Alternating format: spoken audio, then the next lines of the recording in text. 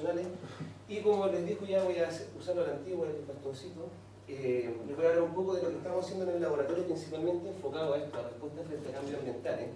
Y les auguro que, de hecho, es un poco de broma a nuestros colegas del ODEC, nosotros nos enfocamos en sistemas costeros, no nos vamos muy mal adentro.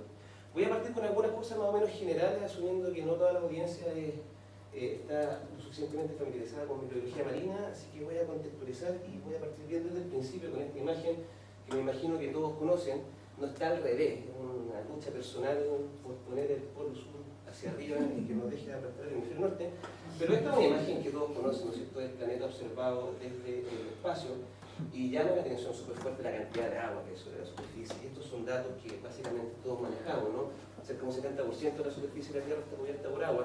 Esto es algo más drástico cuando uno lo pasa a volumen y compara la cantidad de volumen habitable que hay en los océanos versus las masas continentales, y ahí los números se disparan un poco más del 70%. Y lo importante, lo que les quiero destacar acá, es que el océano juega un rol pero fundamental en procesos que son ecológicos y particularmente socioeconómicos. Nosotros como especie dependemos bastante de lo que obtenemos del mar, tanto para nuestra alimentación como por un asunto que es climático. En términos de diversidad, han salido estudios durante el último tiempo. Esta es una recopilación que salió a raíz del censo de la vida marina en Nature del 2010.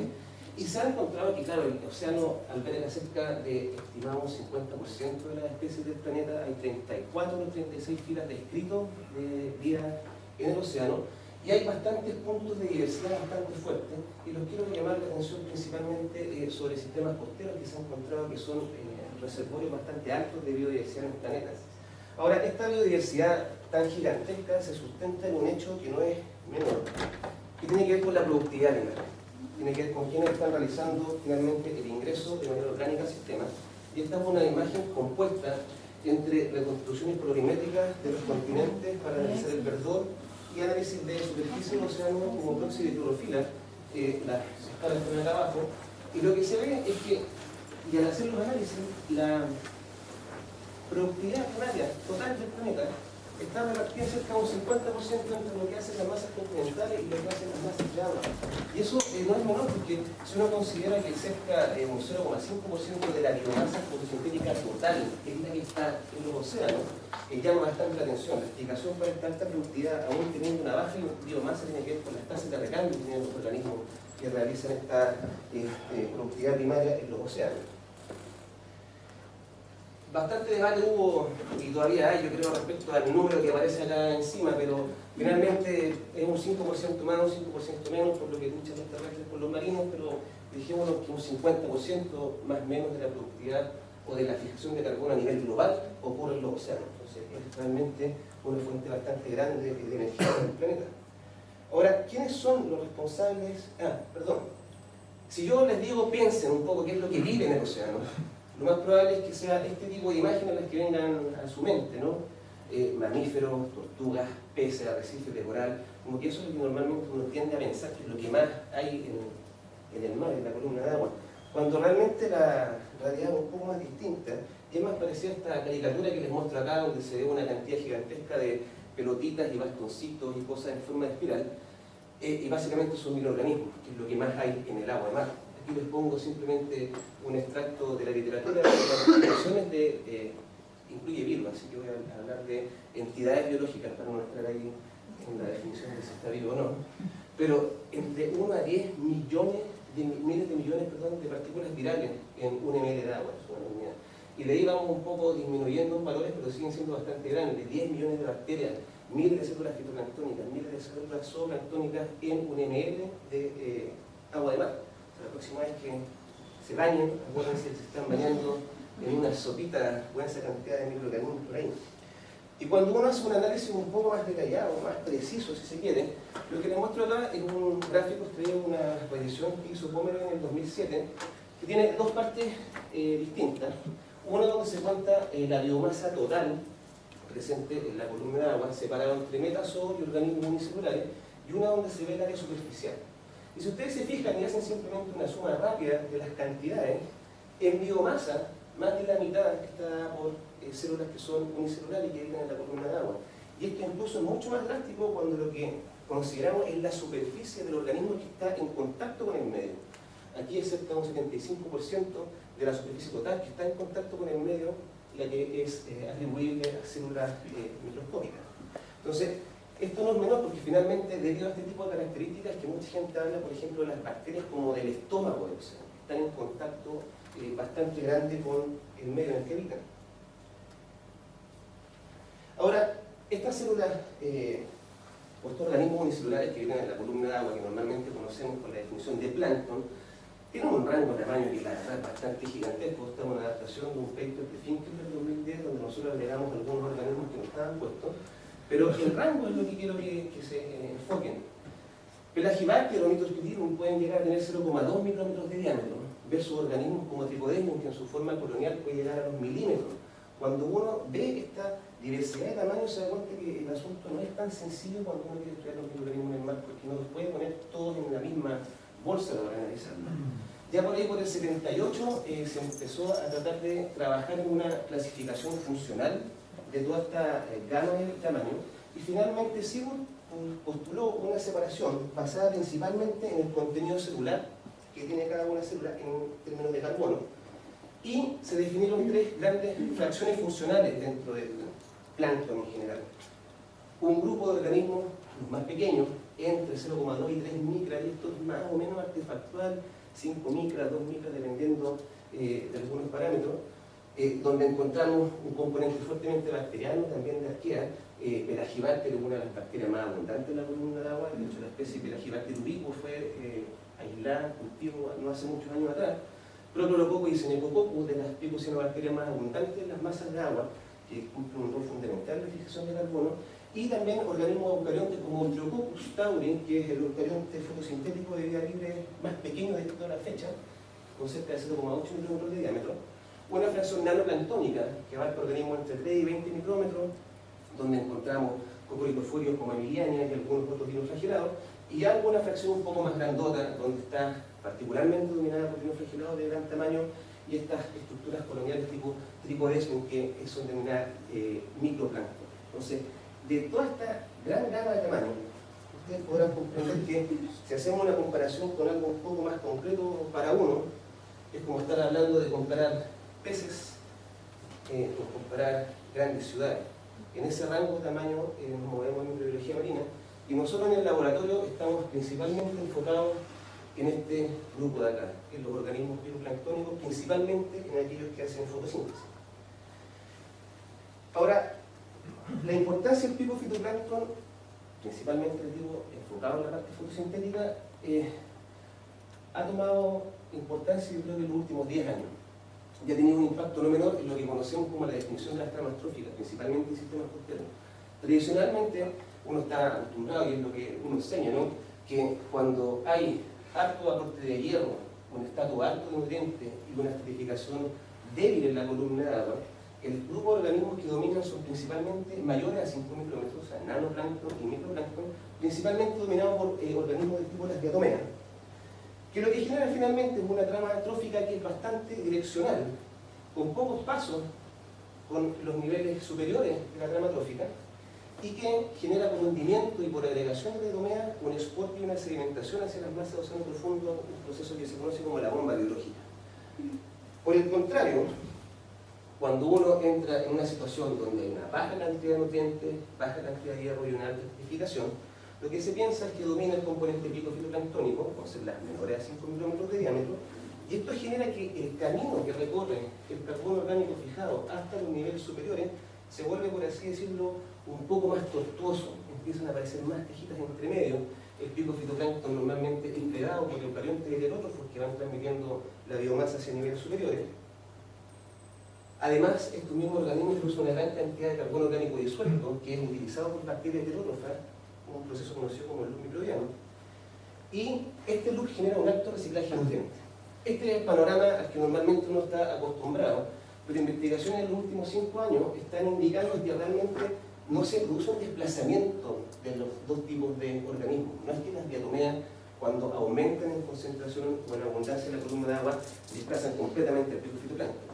El pico fitoplancton sigue estando ahí presente, simplemente no aumenta su abundancia necesariamente.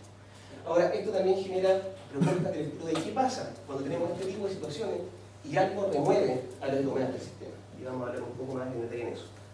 Toma fuerza el componente picofitoplanctónico, es capaz de adecuarse entonces a las grandes cantidades de nutrientes sin la presencia de un competidor externo como la diatomea.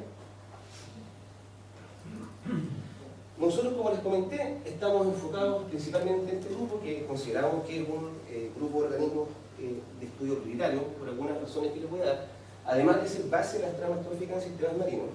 Son modelos de compactación celular.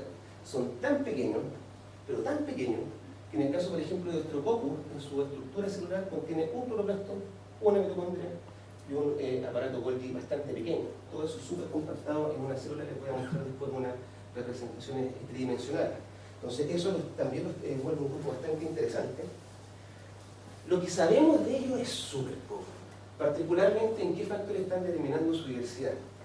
Básicamente este grupo de organismos, principalmente su componente eucarionte, salió a la luz por ahí por el 2001, eso es ayer para nosotros al menos, y lo que hemos sabido, si bien hemos aprendido bastante, todavía sigue muy por debajo de lo que conocemos, por ejemplo, la contraparte bacteriana.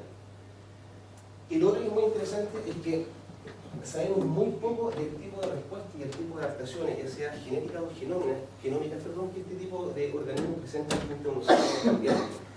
Y uno de los últimos datos que nos terminó, uno de los últimos análisis que nos terminó también como de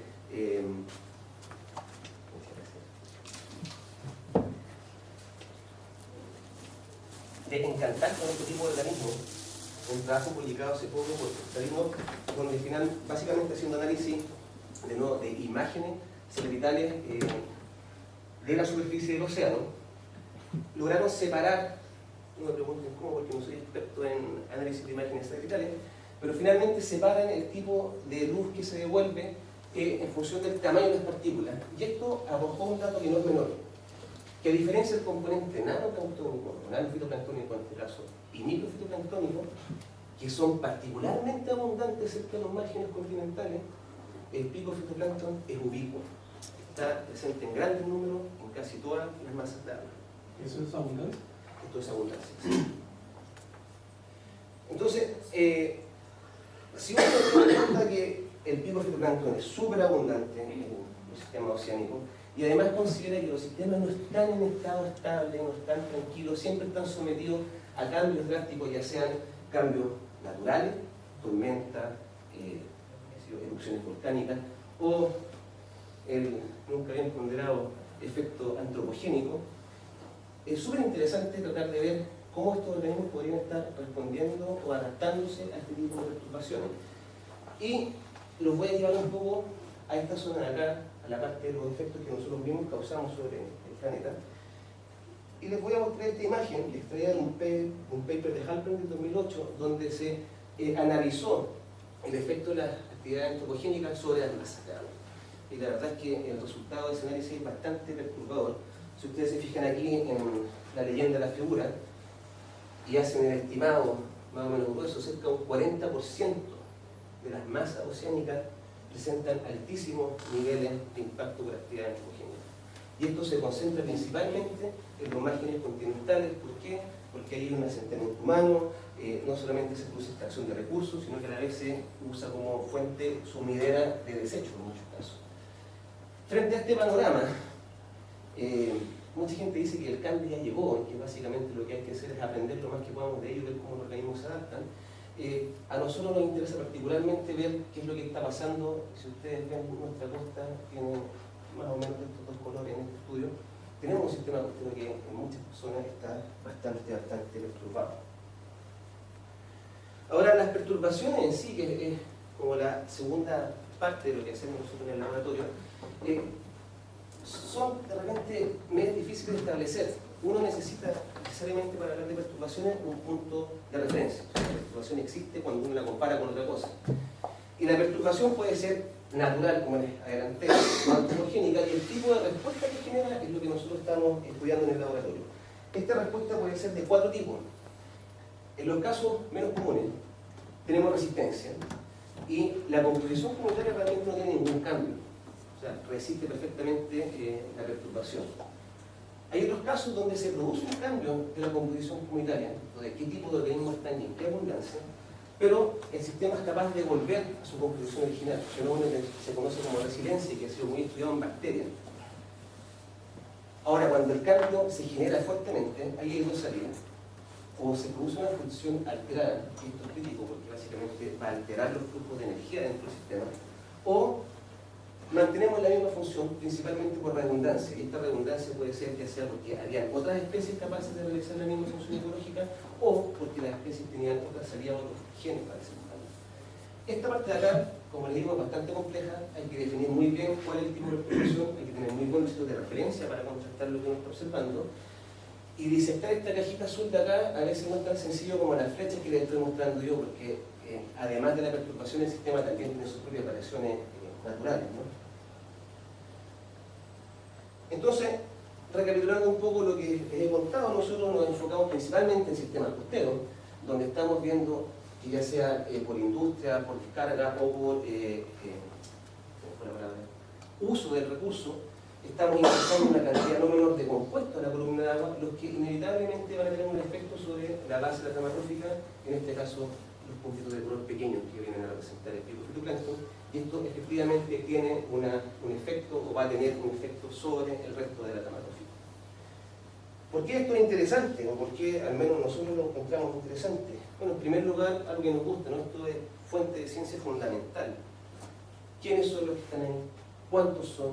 ¿Cuándo están? ¿Cuándo cambian? ¿Cómo responden? Nos permite también concentrarnos en algo que nos interesa bastante, que es tener predictores o indicadores de salud del sistema. ¿Por qué nos interesa eso? Porque finalmente este tipo de investigación nosotros estamos interesados en que logre llegar, ¿no es cierto?, a decisiones políticas que tengan que ver con manejo, con restauración, con monitoreo de sistemas costeros. Un poco el foco entonces de nuestra investigación está centrado en este minuto en tratar de entender qué es lo que pasa con estos organismos cuando son afectados por perturbaciones antropogénicas, ojalá en busca de centinelas ambientales que nos permitan ir prediciendo qué es lo que va pasando, o al menos dar herramientas sostenidas en investigación para que la gente responsable tome las decisiones políticas que hay que tomar.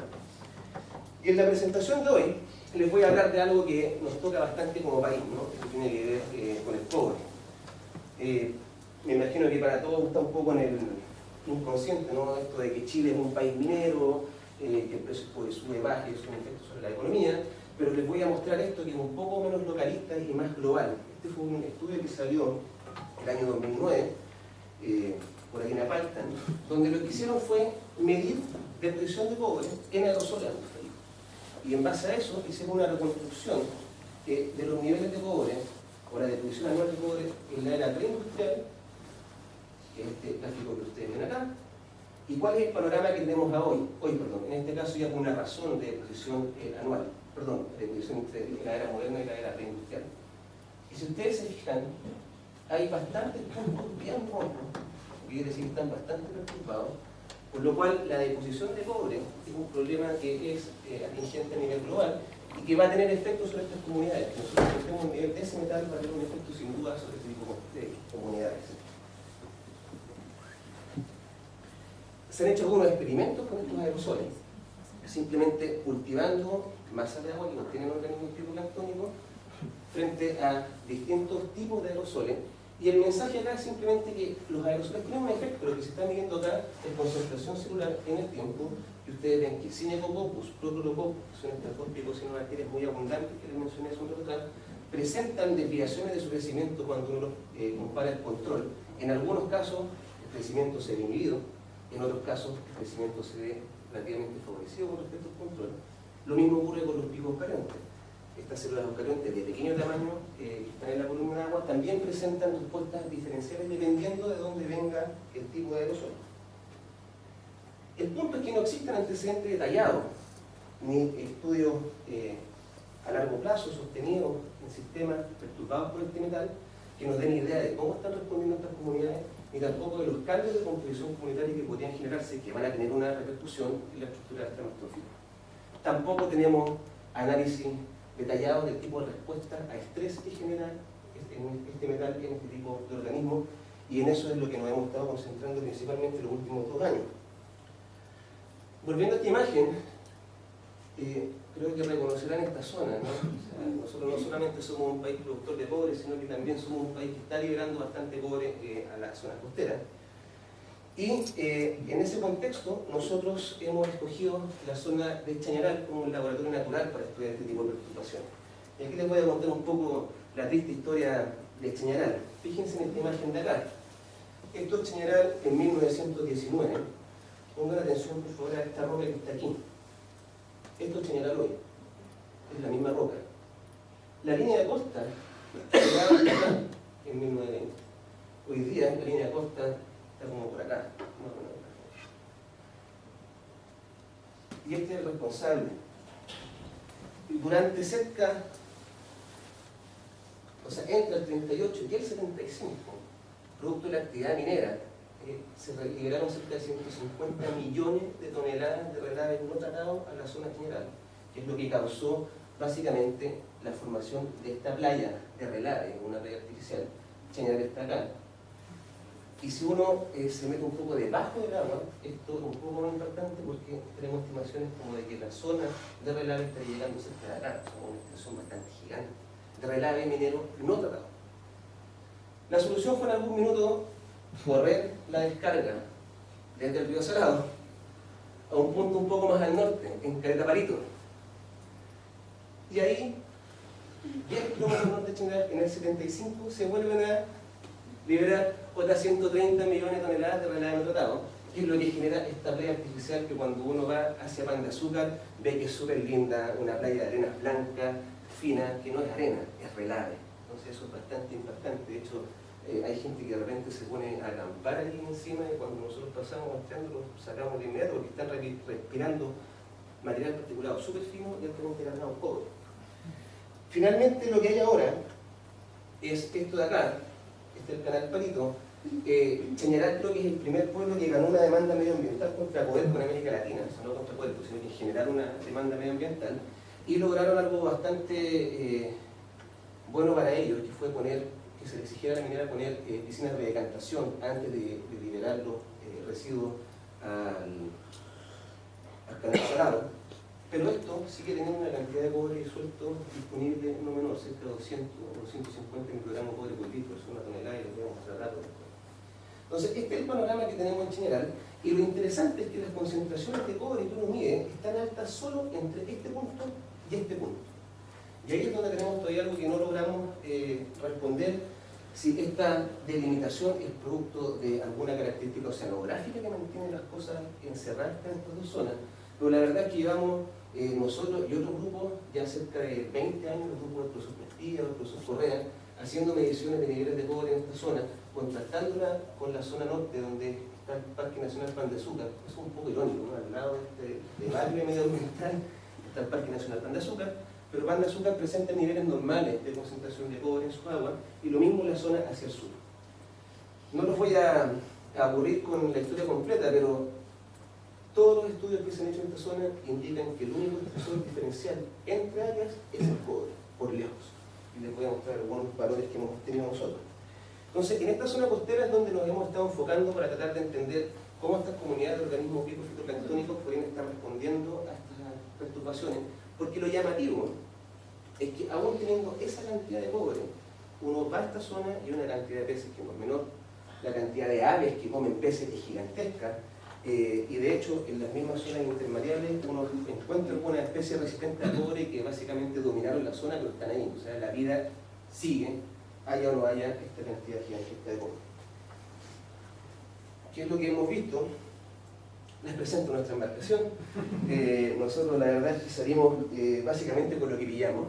Normalmente salimos ahí con Don Luis en ese pequeño botecito y con eso nos pegamos unas transectas como de 4 horas para realizar los muestreos a mano, básicamente.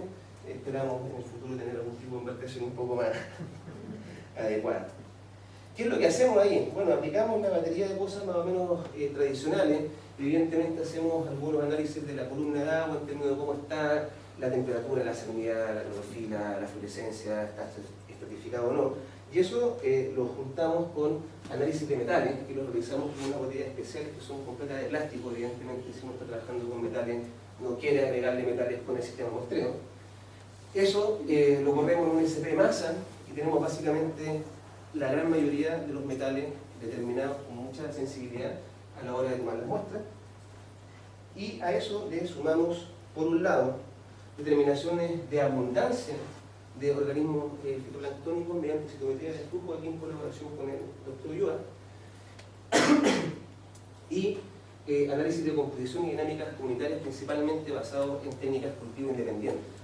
Lo que nosotros más utilizamos es extracciones de ADN genómico ambiental, y eso lo juntamos con bibliotecas de genes marcadores taxonómicos, principalmente en este caso 16 ciclorocactividad. Recuerden que muchos de los genes son eucariontes, y esto lo usamos para hacer análisis de estructura comunitaria y cómo podrían estar cambiando estas comunidades en esta zona.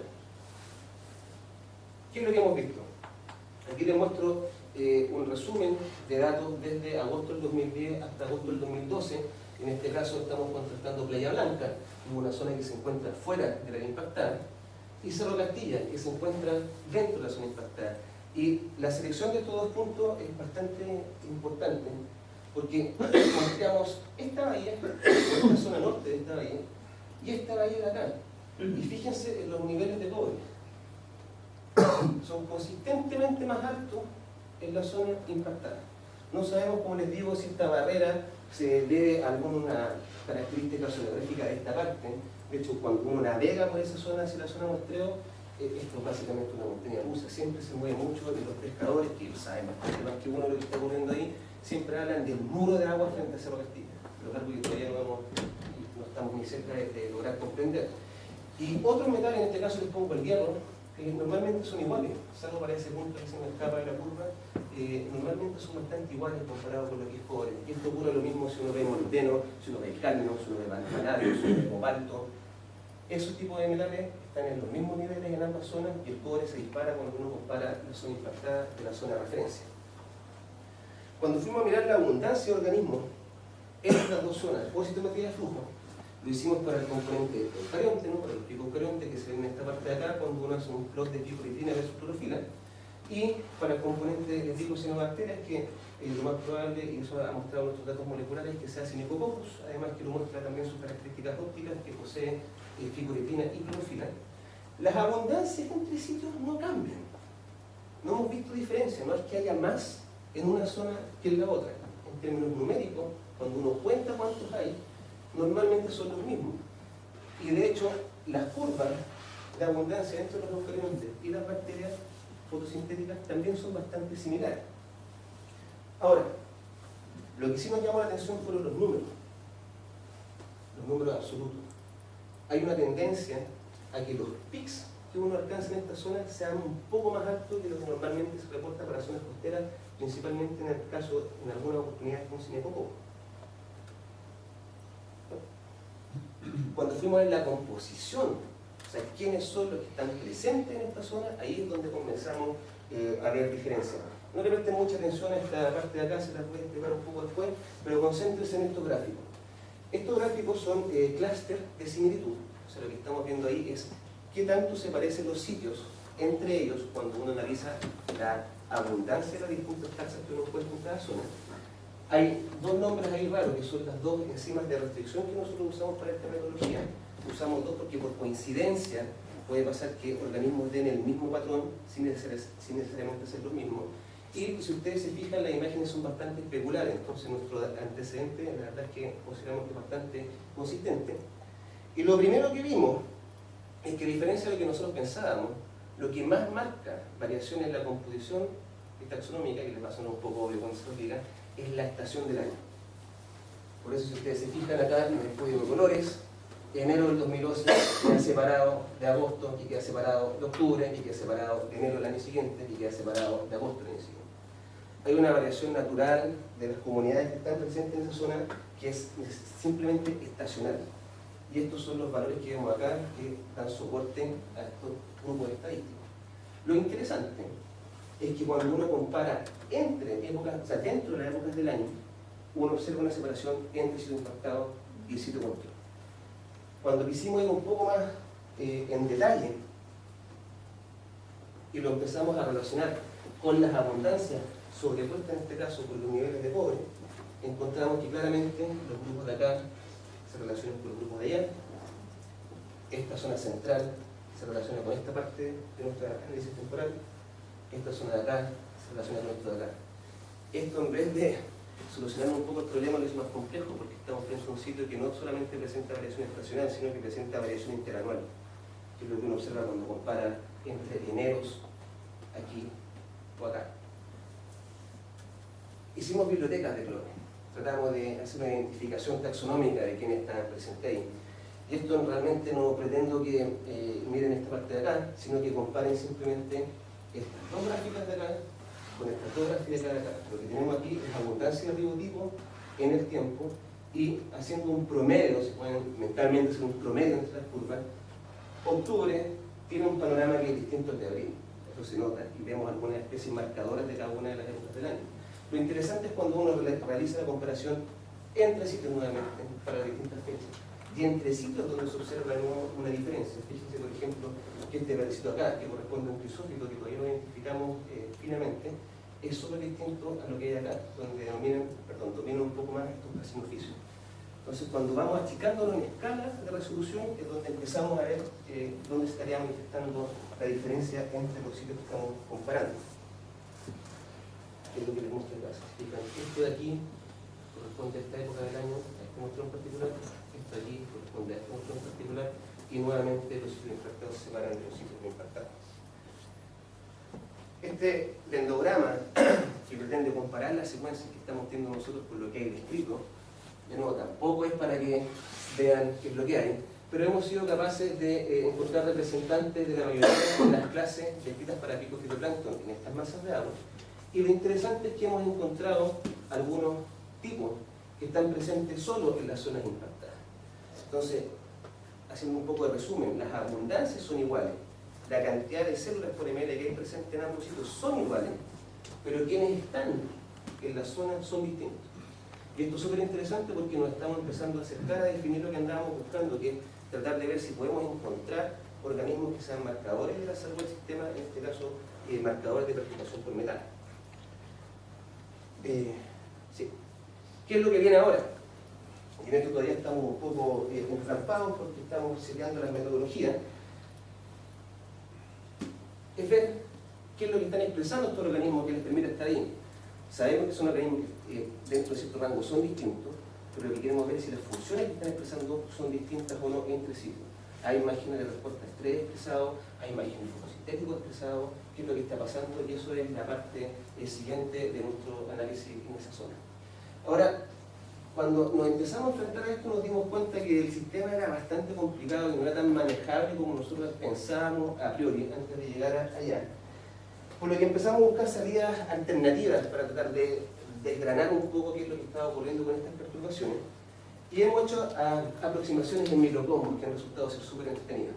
Lo que estamos haciendo en este caso es comparar la comunidad total presente en un sitio de referencia, la comunidad total presente en un sitio impactado, y ver cómo responden cuando uno lo desafía en el laboratorio frente a una perturbación por metal.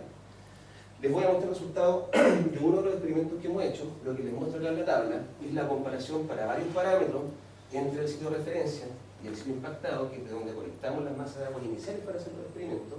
Y si ustedes se fijan de nuevo, los parámetros que no son pobres son súper similares entre ellas, no hay diferencias significativas cuando uno recorre la estadística, pero los niveles de cobre total o biodisponible son muchísimo más altos en las zonas impactadas o no. O sea, podemos tener consistentemente esa característica entre estas masas de agua. Lo que hicimos fue entonces tomar estas comunidades complejas, separamos el picofitoplancton básicamente por filtración, y lo que hicimos fue realizar un ensayo muy básico. Tomar muestras desde nuestro sitio de referencia, tomar muestras desde nuestro sitio impactado y desafiarlas con dos concentraciones de cobre exógenas agregadas por nosotros. Una de 25 kilogramos de cobre por litro, que es el máximo que determinamos en la zona cuando nosotros hemos muestreado, y una que es mucho más grande, 10 veces más, que es lo máximo reportado histórico en la masa de agua que nosotros estamos analizando. ¿Qué fue lo que...? Y esto lo incubamos hasta 60 horas, fuimos tomando muestras para abundancia cada 12 horas, la abundancia la determinamos por citometría de flujo, y al final del experimento aplicamos las metodologías de cultivo independientes para ver qué es lo que había pasado con la estructura comunitaria de este cultivo. ¿Qué fue lo que observamos? Aquí empezamos a ver cosas bastante entretenidas. Lo primero que vimos es que el componente bacteriano, ergo las cianobacterias, responden bastante más rápido y son más sensibles que su contraparte eucarionte. Fíjense lo que hay acá. Esto es tiempo versus abundancia. Y esto que les voy a contar, digamos, y todavía no tiene ningún transporte que nos vamos a explicar. Al tiempo cero, esto es agregar la muestra, o sea, agregarle cobre a la muestra y tomar inmediatamente para determinar abundancia, uno se demora básicamente 25 minutos, media hora entre manipular todo el asunto, pero ya al tiempo cero hay un efecto de las concentraciones que uno está agregando exógenamente. Son menores que los niveles encontrados en el control. Esto nos habla de que al menos el componente bacteriano, la respuesta que tiene es súper rápida, del orden de minutos. Entonces, eso ya nos llama la atención. Y si ustedes se fijan en las curvas, cuando uno compara el control contra ambos tratamientos, en ambos sitios, estos sitios de referencia, estos sitios impactados, la abundancia celular de cianobacterias se va a cero bastante rápido, y ya en el caso de la concentración de 25 miligramos de cobre por litro, a las 36 horas ya no detectamos cianobacterias plutonianas. El panorama es bastante distinto cuando uno lo compara con el componente eucarionte, el picofitoplancton, que son las curvas que me estoy mostrando acá. Nosotros estamos separando este componente pico-eucarionte en dos grupos, y ya estamos incluso cambiando el nombre, nos estamos refiriendo a eucariontes fotosintéticos pequeños, separados en los clásicos pico-eucariontes y un grupo de nano-eucariontes que está apareciendo consistentemente en las muestras y que tenemos estado prestando un poco más de atención. Si uno mira la respuesta entonces del pico-fitoplancton eucarionte a un desafío por cobre, hay un efecto que es positivo en la abundancia celular. O sea, en este caso no estamos viendo el mismo efecto que se observaba para la cianobacteria, sino que vemos un incremento en la abundancia, incremento que es mucho más grande comparado con el control en el sitio de referencia que en el sitio impactado. Y la explicación para esto que estamos barajando y que queremos ver un poco más de detalle tiene que ver con que al parecer estos organismos efectivamente pueden estar un poco más de tiempo en la zona, lo suficiente para adaptarse, y que cuando uno les agrega el metal de forma exógena no se ve tan drástico como lo que se da acá. Ahora, evidentemente la concentración alta lo liquida. O sea, hay un límite para esta estimulación de la abundancia.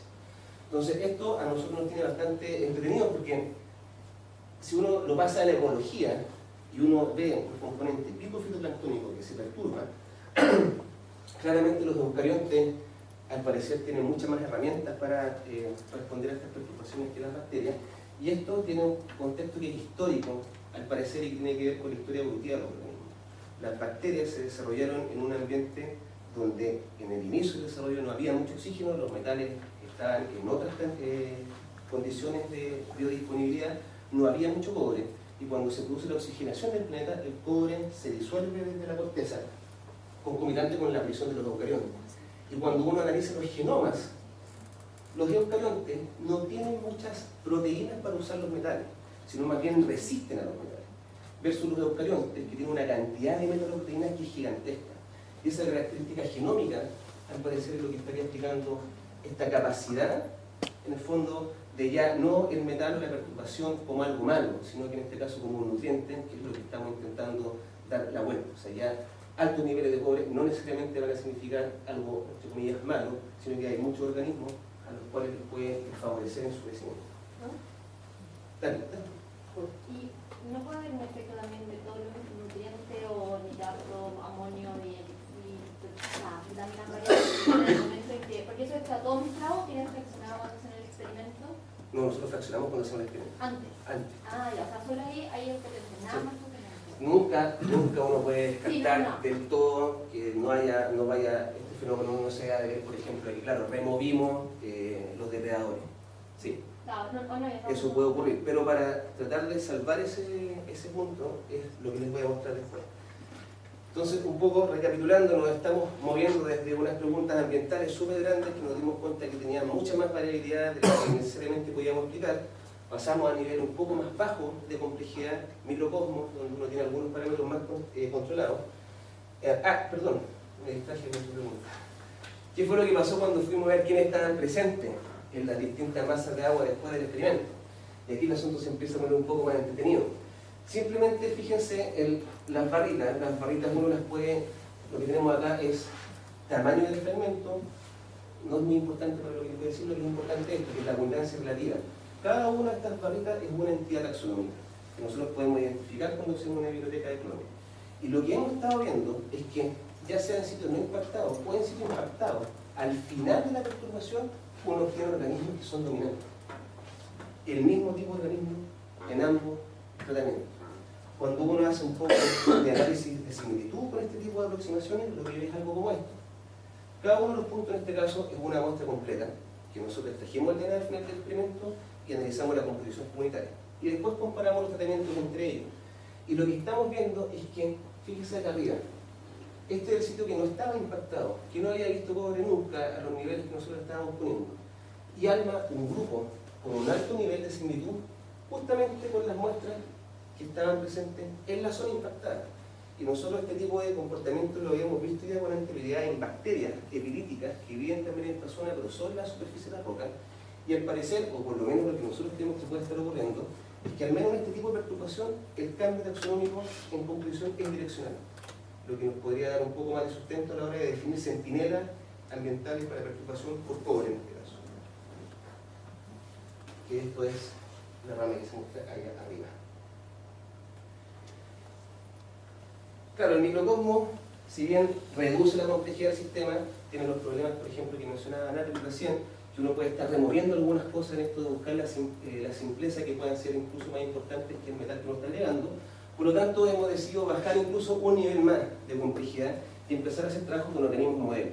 Y en este caso hemos tomado Osteococcus, que se lo mencioné hace un rato atrás, que es el eucarionte fotosintético de vía libre más pequeño conocido a la fecha.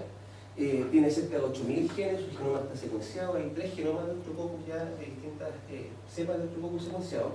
Es además el genoma más denso conocido a la fecha, 8.000 genes en 13 megas de tamaño genómico. Eso da algo así como casi 1.1 intrón. La mayoría de los genes son genes sin intrones, entonces súper compacto. Y tiene algunas características genómicas que lo han hecho particularmente interesante para nosotros a la hora de estudiar perturbaciones por metales. Primero, que el sistema de excreción que tiene de hierro es distinto al descrito para el resto del fitoplancton. No voy a entrar en detalles, pero lo podemos conversar después. Tiene plastocenina como único transportador de electrones, no tiene citocromo. Y eso no es menor, porque la plastocenina es una enzima que es cobre dependiente, o sea, necesita cobre para poder funcionar. Y en el caso de su respuesta a estrés, en el caso de la superóxido dismutasa, tiene superóxido dismutasa cobre-zinc dependiente, y no la hierro-zinc dependiente.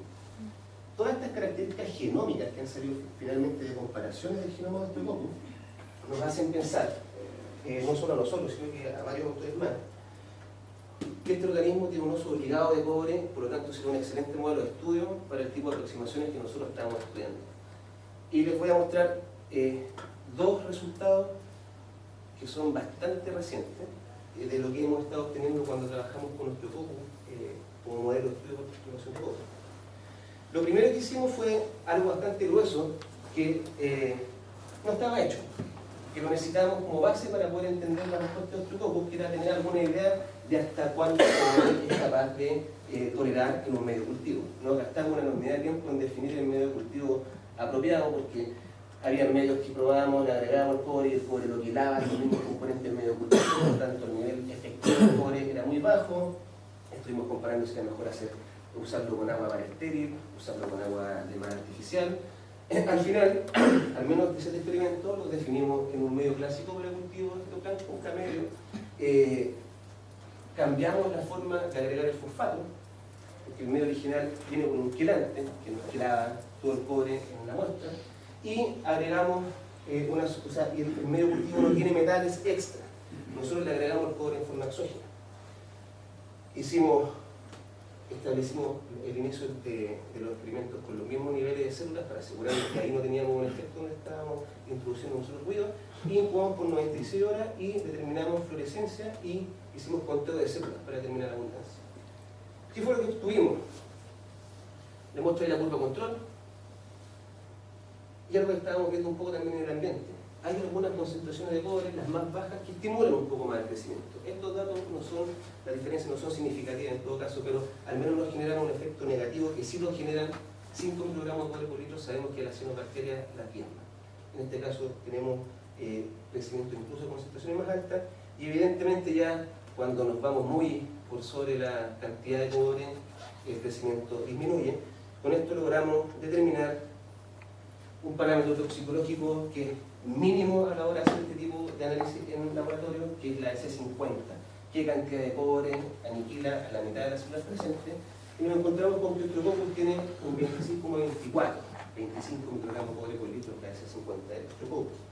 Y cuando lo fuimos a comparar con lo poco que hay de S50 para cobre en otros organismos, nos dimos cuenta que, claro, es sensible o es resistente dependiendo con qué número compare. Si uno lo compara con lo que hay reportado para cepas de Synechococcus postera, que son 2,3 microgramos de cobre por litro, claro, es mucho más tolerante. Pero si uno lo compara con lo reportado para diatomeas como Thalassocida, que los reportes indican 1500 microgramos de cobre por litro, que es como ponerle un lingote de cobre a la muestra, es absolutamente sensible. Pero al menos ya estamos estableciendo algunos antecedentes que nos van a permitir meternos un poco más en biología molecular fina, que es lo que les voy a mostrar un poco ahora, y que estos datos sí que están recién salidos del laboratorio. Esto lo estamos generando como parte de una colaboración con François X-Bouillet de la Estación Oceanográfica en Banjul, Francia, Carlos Enrique, un estudiante de doctorado en el laboratorio, quien es responsable de gran parte de lo que les he mostrado antes, pero también de esto que les voy a mostrar ahora. Y lo que estamos haciendo en este minuto es usar fusiones transcripcionales para ver cómo responden ciertos genes involucrados principalmente en metabolismo de fosfato y metabolismo del hierro cuando uno desafía Streptococcus con distintas concentraciones de metal. Estas fusiones están armadas en función del promotor del gen que queremos ver, acoplado a luciferasa, con un marcador de selección. La mayoría de ellas son inserciones aleatorias, salvo una que está por recombinación homóloga, que es esta, insertada en el cromosoma 2. O sea, en este caso hay un reemplazo, o sea, una inserción completa, en esta parte no tenemos idea de dónde están. Y divertidamente, uno puede ir extrapolar este poco para hacer las transformaciones. Y esto en lo que son especialistas, el grupo con el que estamos colaborando en Francia. Y esta es la representación 3D que les había comentado, que les iba a mostrar de Streptococcus, donde se ve el grado de compactación celular que tiene este organismo. Un gran cloroplasto, una mitocondria, un núcleo. Entonces, usando este tipo de fusiones transcripcionales y usando aproximaciones high throughput, o sea, una cantidad de muestras bastante alta al mismo tiempo, estamos empezando recién a ver cómo se estarían regulando este tipo de marcadores génicos cuando uno desafía a Osteococcus con altos niveles de metal. Esta es la máquina que realiza el trabajo que en el laboratorio nuestro lo realizan estudiantes. Aquí básicamente uno puede ir, y Carlos ha estado ocurriendo una cantidad no menor de muestras en quintuplicado con 10 concentraciones de metales, midiendo cada 12 horas con este sistema automatizado. ¿Y qué es lo que hemos estado observando?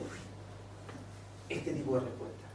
Lo que hay aquí es crecimiento de Osteococcus en distintos niveles de cobre, desde 1 miligramo por litro hasta 100 miligramos por litro, y lo que hay acá son ciclos de vida, o sea, de luz y de oscuridad. ¿Okay? Lo que se ve es la fluorescencia relativa, que evidentemente en este caso uno está hablando de respuestas que son circadianas, o sea, son genes que se expresan durante el día y se apagan durante la noche. En este caso, para el caso del transporte de fosfato, para el caso del metabolismo del hierro, se prenden durante la noche y se apagan durante el día. ¿Ya? Ese es como el contexto general. Y lo que estamos viendo se relaciona bastante bien con lo que determinamos nosotros con nuestro experimento en Matrace, donde tenemos cerca de 10 o 25 miligramos de cobre por litro que Osteococcus es capaz de tolerar. Después de eso ya, en el caso por ejemplo del promotor de fosfato, se pierde la señal, sería siendo absolutamente sensible, versus este otro escenario, donde la respuesta es menos clara y se pierde, y esto les ha llamado bastante la atención, el patrón circadiano. Entonces, aquí se nos están abriendo algunas pequeñas ventanas que pueden ser bastante interesantes como efecto de metales sobre la regulación circadiana en organismos fotosintéticos. Como les digo, esto lo estamos recién desarrollando, hemos hecho algunas otras aproximaciones para tener una respuesta de la fluorescencia un poco más estable. Se ha removido los ciclos día-noche y se ha hecho crecimiento y estudio de estos organismos a luz constante, que es la segunda estrategia experimental que está probando Carlos ahora en Banjul. Y básicamente, en este caso, es un poco más clara la respuesta en términos de la expresión esperada de este tipo de genes relacionados de nuevo con el metabolismo del hierro, con el metabolismo del fósforo, y en este caso con la regulación del ciclo celular. Así que esto Se los muestro un poco para contarles dónde va ahora la investigación que estamos realizando, pero son cosas que estamos desarrollando recién las últimas 3 semanas. Y el experimento que estamos viendo ahora, que nos tiene bastante intrigados, sobre todo por las respuestas que hemos observado con las funciones transcripcionales, es comparar los distintos clavos de Ostrococus frente a su respuesta pobre. Los 4 clavos del Instituto de Ostrococus, que básicamente están relacionados con distintas regiones oceanográficas del lado, y queremos comparar qué es lo que pasa con organismos que son más bien costeros versus cuando uno compara organismos que viven un poco más profundo en la columna de agua, en términos de su respuesta a las perturbaciones por este tipo de metales. Así que esto lo vamos a empezar a desarrollar recién ahora. Hemos hecho una cantidad de aislados desde la zona impactada para tratar de determinar si los que están viviendo en esas zonas presentan mayores resistencia o tolerancia a estos metales. Y acá simplemente les muestro algunos de los que ya tenemos en el laboratorio creciendo de forma un poco más continua. Tenemos claro cuáles son sus curvas de crecimiento, hemos hecho algunas identificaciones basadas en marcadores taxonómicos. Y el que nos ha llamado la atención es este de acá, que lo hablamos de leche general, esta célula más o menos grande con una vacuola bien prominente, que hemos identificado como similar a Aureococcus amephagiens. Y esto fue bastante entretenido porque cuando quisimos revisar en la literatura qué se conocía del Aureococcus, se lo muestro acá un poco más grande, de hecho creemos que incluso lo hemos pillado con algunas partículas virales, pero no estamos seguros si son virus o son gránulos de alguna otra cosa. Este organismo es capaz de tolerar una cantidad gigantesca de cobre. Lo hemos expuesto a concentraciones súper altas de cobre y no hemos sido capaces de ver una disminución en su crecimiento con respecto al control. Entonces, eso nos llamó bastante la atención, porque nos podría estar hablando a lo mejor de adaptaciones locales o de características inherentes al organismo que le permiten ser exitoso en estas condiciones. Y haciendo un poco de búsqueda bibliográfica, encontramos un trabajo súper reciente, del 2011, donde se relaciona a este organismo, Aureococcus, como productor de un tipo de florecimiento local conocido como mareas café. Análisis genómico está secuenciado para beneficio nuestro, muestran que en comparación con otros organismos fotosintéticos picoplanctónicos, Aureococcus tiene mucha más maquinaria celular que utiliza metales.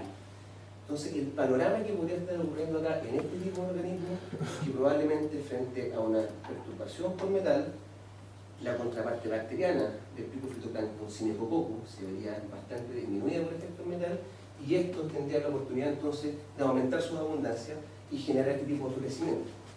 Cuando hicimos el cruce con la sabiduría popular, como quien diría, y empezamos a conversar con los pescadores en Pan de Azúcar, nos comentaron que ellos durante el año veían fenómenos que ellos llaman de aguas negras, que eran en épocas particulares del año donde el agua se veía muy oscura y que probablemente, o nosotros queremos aumentar la frecuencia de muestreo, pueden estar relacionados a lo mejor con el crecimiento de este organismo que aislamos de ahí mismo.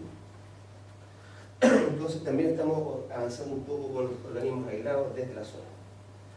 Y este es un poco el esquema experimental que hemos estado tratando de montar para este estudio de perturbaciones, partiendo, ¿no es cierto?, desde el ambiente, donde hemos visto fuertes variaciones estacionales en el componente pico fitoplanctónico, a sistemas de microcosmos, donde nosotros perturbamos la comunidad completa de lo que hemos presente ahí, donde hemos puesto una respuesta que es diferencial de las comunidades, dependiendo un poco de su historia previa a la exposición a cobre, que es lo que nosotros estamos usando como argumento para explicar esta diferencia en la respuesta, hasta aislados, donde hemos encontrado cepas con alta tolerancia a concentraciones de cobre, y la idea es que todo este camino nos permita hacer nuevas preguntas que podamos ir a poner a prueba o en el ambiente o en microcosmos, y de esta forma generar un círculo que un poco agarre desde la parte más macro hasta la parte más micro para tratar de tener un poco de contexto más global en este tipo de perturbación.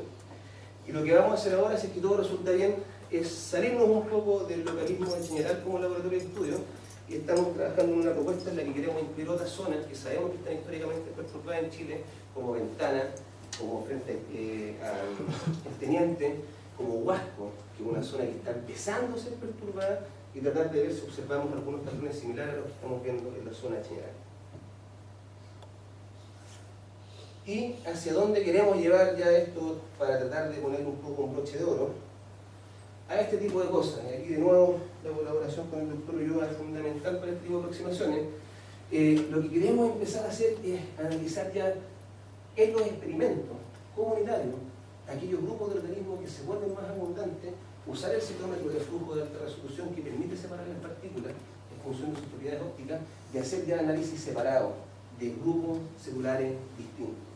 Cosa de no tener toda la comunidad presente en la muestra y hacer estudios más detallados en términos de qué tipo de genes están presentes y qué tipo de funciones se están expresando. Así que esperamos poder desarrollar esto en el futuro próximo. Entonces es un poco el centro de lo que nosotros estamos haciendo en el laboratorio, estudiando cómo estas perturbaciones antropogénicas pueden estar afectando el componente fitoplanctónico, pero también hemos hecho algunas cosas en otros ambientes y les voy a contar un poquito, bien resumido nomás, qué es lo que hemos estado haciendo con comunidades de eucariontes fitoplanctónicas, pero aquí la idea era contrastarlo frente a diferencias en luz, en intensidad de luz. Y en ese caso hay una colaboración con la doctora Trefort de la Universidad Mayor, escogimos un ambiente bastante propicio para ese tipo de cosas, que es la Antártica, que asumo que todos sabrán que hay diferencias bastante drásticas en la cantidad de luz que uno observa. Y tenemos un proyecto que se terminó este año aquí, en la isla Rey Jorge, no directamente en la Antártica, un poco más al norte, que se ve así. Esta es una foto tomada en febrero del 2012, ¿cierto? Lo que se ve allá es el glaciar Collins, esta es Bahía Fields, que es donde realizamos los muestreos, que además donde está la base escudero de Linache. Y lo que nosotros inicialmente queríamos hacer era contrastar esto con esto. Esto septiembre del 2012, en la misma bahía, pero está congelada. Y se congela, son como 2 o 3 metros de hielo en la superficie de la bahía, tanto así que la gente que reside allá puede desplazarse en auto por sobre la bahía. Y la idea que teníamos, un poco ingenua al principio, era comparar qué tipo de organismos fitoplanctónicos están normalmente en la zona en verano y quiénes estaban cuando la bahía se congelaba. El problema es que muestrear cuando la bahía se congela fue virtualmente imposible. De hecho, este es el único muestreo que logramos hacer, y el que va caminando ahí con un trineo con las muestras por sobre el hielo es Carlos Enrique, que por ahí alguno habrá visto en Concepción. Entonces, esto es impactante. Y la idea que nosotros teníamos, como les decía, era contrastar este tipo de perturbaciones ahora un poco más a largo plazo, que es lo que pasaba, pero no fue muy posible. Estas muestras llegaron a final del año pasado y todavía las estamos analizando, pero aún así hemos sido capaces de al menos obtener información respecto a lo que normalmente hay en la zona. Y como les digo, esta es una colaboración entre la doctora Trefort de la Universidad Mayor, el doctor Daniel Buló de la Estación Biológica en Rostov y nosotros, y aquí intentamos abarcar ya no solo el componente pico fitoplanctónico, que es lo que nos gusta a nosotros, sino que también en la parte más nanoplanctónica y microplanctónica, y les voy a mostrar simplemente un par de diapos para informarles de algunas de las cosas que hemos visto. Lo divertido en la Antártica es que a veces está así, súper lindo, un cielo azul espectacular, y a veces está así. Entonces también la parte logística a veces no es tan sencilla. Y lo que hemos estado viendo, usando básicamente las mismas aproximaciones que les describí para el caso de las perturbaciones por metales, que es utilizar un CTD para tener alguna idea de cómo está comportándose la columna de agua. Aquí hacemos también un poco de identificación de especies microplanctónicas, donde Nati nos ha ayudado bastante. Tomamos muestras a 2 niveles, a 1 metro de profundidad, donde tenemos una alta radiación y donde encontramos el 10% de la radiación superficial, que era parte de nuestros controles, no era realmente lo que queríamos comparar, iba a ser el control versus la situación de invierno, pero no hubo invierno. O sea, hubo invierno, pero no hubo muestra de invierno. Y acá lo que hicimos fue hacer una disección de todo el fitoplancton un poco más, ¿cómo decirlo?, detallada. Entonces, en vez de quedarnos con, nosotros usamos un prefiltro de 200 micras, en vez de quedarnos con la presión entre 200 y 20, y entre 20 y 2, y entre 2 y 0,2, pusimos un par de tamices entre medio, de tal forma que el componente microplanctónico nos quedó separado en 2 fracciones, el nanoplanctónico nos quedó separado en 2 fracciones, y el picoplanctónico lo dejamos separado en una sola fracción. Y sobre esto hemos estado haciendo nuestro análisis comunitario. Este es el punto muestreo que hemos tenido en Antártica, que es cerca de Bahía Fields, un punto que intentamos más que nada que fuera fácil de acceder desde la base para que pudiéramos hacer los muestreos diarios. Aquí nos íbamos 10 días o 15 días a la base escudero y tratábamos de mostrar todos los días para ver cómo era el cambio en el tiempo. Esto es un poco las cosas que uno observa, o sea, la columna A no está en lo absoluto tranquila ni constante en 10 días, sino que presenta variaciones que si bien los rangos son chicos, no es estable. De hecho, en este periodo particular, que son datos para febrero del 2012, el material particulado, ya sea vivo o partícula en suspensión, fue aumentando mientras nosotros íbamos mostrando. Pero hemos empezado a ver cosas bastante entretenidas. La primera fue esta. Esto es una eliminación de abundancia de 3 grupos de organismos fotosintéticos que detectamos por el ciclómetro de flujo en el tiempo. Y simplemente fíjense en que, por alguna razón, que todavía no logramos explicar, pero que puede que esté asociado con las características de la columna que les mostré anteriormente, cuando empezamos el muestreo, las concentraciones, o las abundancias, perdón, se eran bastante bajas. Y después nos enfrentamos a estos pics, en este caso, de este grupo de eucariontes nanoplanctónicos fotosintéticos. Este tipo de muestras ahora las estamos analizando y Nicola ha avanzado una enormidad con metodologías metagenómicas. Hemos secuenciado todo el genoma presente en esas muestras y lo que hemos estado observando es que estos mayoritariamente son diatomeas del grupo de las talasocitas. Lo entretenido es que ahora ya no solamente lo sabemos por microscopía, eso está reportado que en masa antártica talasocita es uno de los organismos dominantes, pero ahora tenemos información genómica, entonces podemos empezar a compararla con los genomas genómicos y ver qué tan similar es a lo que hay actualmente secuenciado. Y lo que sí hemos visto con bastante detalle, y esto de nuevo son comparaciones de estructura comunitaria, en este caso en distintos días, para distintas fracciones de tamaño, para 2 años, aquí son promedios, pero son cerca de 450 análisis los que hicimos para obtener esta imagen, es que nuestra composición taxonómica en el sitio se separa en 2 grandes grupos. Y esos dos grandes grupos tienen un tamaño donde se corta bastante claro, que es alrededor de las 12 micras.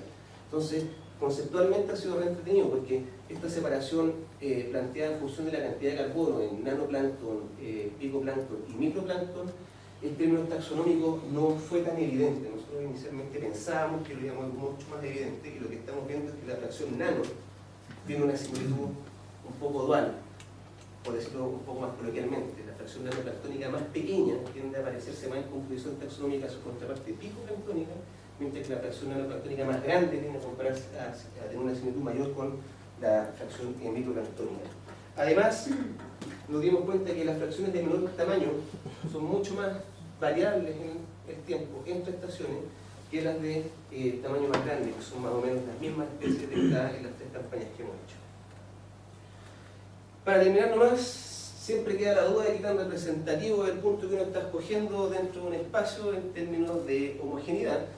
Así que logramos hacer, esta fue una tarea de titanes, porque de nuevo el muestreo lo hacemos en un bote Zodiac, con lances manuales, etc. Tuvimos suerte por las condiciones climáticas y también por los patrones de embarcación que hubo disponibles en este muestreo, y logramos hacer un muestreo bastante detallado de la bahía. Y la información destilada que obtuvimos es que la bahía es bastante homogénea, al menos durante el periodo de muestreo que nosotros hicimos. Por lo tanto, nos da un poco de confianza de que el punto que estamos analizando es bastante representativo de la bahía en general. Bueno, eso es un poco lo que les quería contar hoy día, que era lo que estábamos haciendo nosotros en Ciencia Fundamental, cuáles son las cosas que nos mueven, tratar de buscar estos predictores de salud de los sistemas. Esto ha tomado un poco, a veces un poco más, se ha puesto medio de moda, no sé si antes o después, pero el hecho de así, incluso hubo un seminario en la Andrés Bello la semana pasada de medicina de la conservación. Entonces, en general estamos un poco más pendientes de tratar de tener alguna idea de cómo está el estado de salud de nuestros sistemas costeros y idealmente tratar de llegar lo antes posible con buena información de calidad sostenida sobre o para nuestras autoridades, de tal forma que se puedan informar lo mejor posible a la hora de tomar las decisiones. Esto se realiza no solo en conjunto con otros investigadores de la Universidad Católica. Con Beatriz hemos tenido algunas colaboraciones, con Mónica, con Peter, con Juan Correa, Santiago Andrade, nuestro gran colaborador en términos de exposición de metales, evidentemente colaboradores de otras partes de Chile, el profesor Uyulo acá, con el que colaboramos bastante, la profesora Defo, colaboradores internacionales, Daniel Buló, que ha estado participando con nosotros en los análisis antárticos y que siempre nos comenta las otras cosas, François Bouillet en el sur de Francia, con quien estamos desarrollando los análisis ya de expresión de genes en nuestro grupo, Pierre Van Den Egg, diseñador del citómetro Influx, que también nos ha estado dando bastante tips de cómo usar la máquina para detectar de forma más precisa algunas componentes del sistema pico-fitoplanctónico. Y el doctor Allen, que nos ha dado algunas manos en algunas cosas de análisis ya con datos metagenómicos, y el profesor Hanselman, que siempre está dispuesto a escucharnos y orientarnos con todas nuestras dudas. La gente que hace la pega. Este grupo de laboratorio que tenemos en Santiago, ¿no es cierto?, además de nuestros colaboradores fundamentales, Carlos Enrique, estudiante doctorado en nuestro programa, que básicamente la máquina que ha movido 3/4, si no el 100% de los datos que les estoy mostrando. Susana Rodríguez, que también es una de los pilares del laboratorio, que nos ayuda bastante en terreno, muy buena para hacer análisis moleculares. Claudia Vega, responsable de los muestreos en Antártica. Francisca Rubio, mi brazo derecho dentro del laboratorio. Y en fin, una cantidad de gente involucrada, más algunos colaboradores históricos que siempre están dispuestos a ayudarnos cuando estamos en problemas.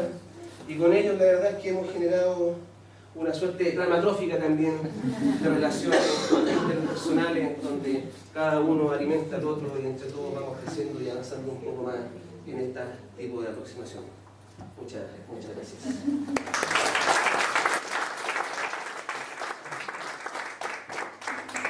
Preguntas para el doctor de la Iglesia.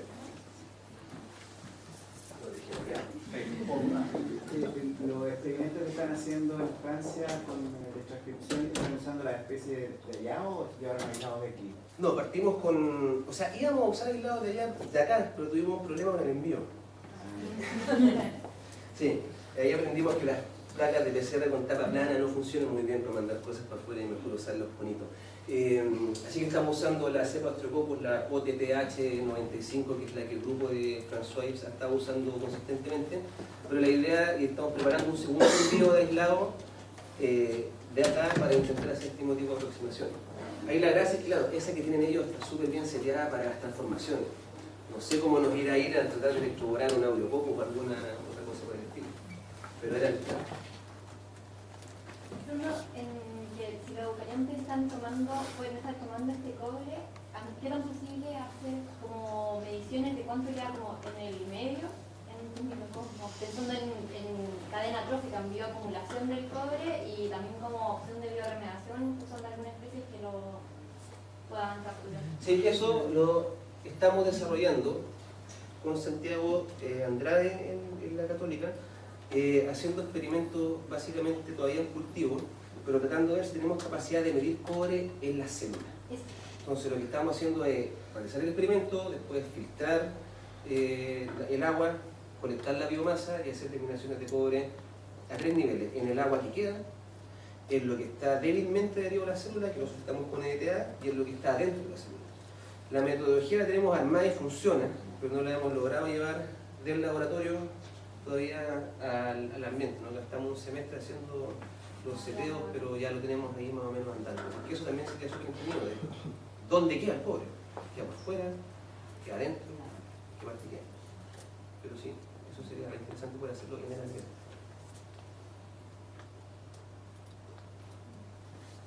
¿Más preguntas?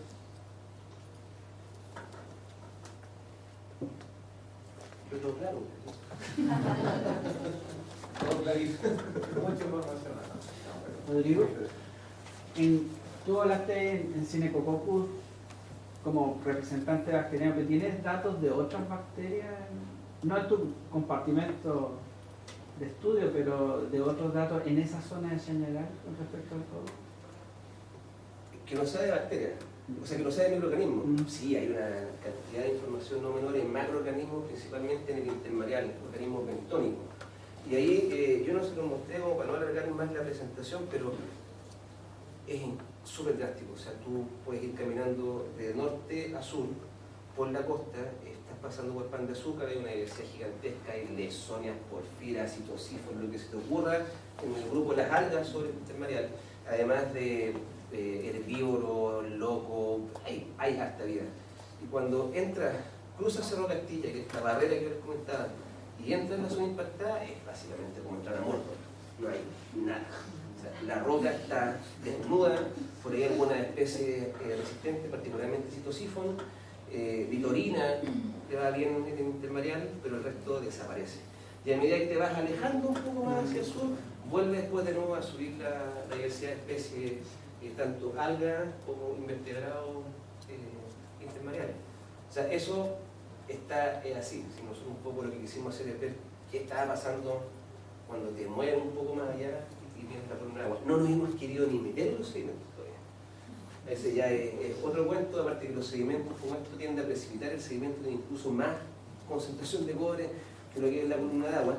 Y algunos colegas franceses han hecho algunas aproximaciones, pero más que nada viendo expresión, ni siquiera expresión, presencia de genes relacionados con tolerancia renal.